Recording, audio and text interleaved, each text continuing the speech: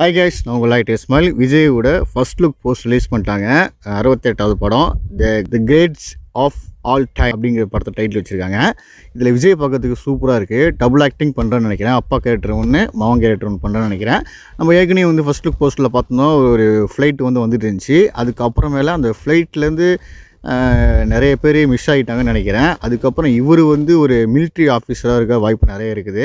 But ஆனால் அவர் ஒரு பேராஷூட்டை போட்டுக்கிட்டு அப்பனும் மகனும் சேர்ந்து போகிற மாதிரி சேர்ந்து காமிச்சிருக்காங்க.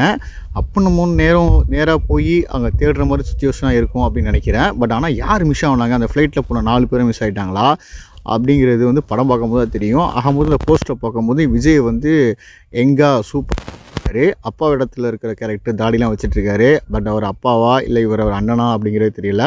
பார்க்கும்போது தான் தெரியும். ஆகும்போதில் போஸ்டர் பார்க்கும்போது ஒரு மிலிட்ரி கெட்டப்பில் கெத்தாக இருக்கிற விஜய் அப்படின்னு நான் சொல்கிறேன்.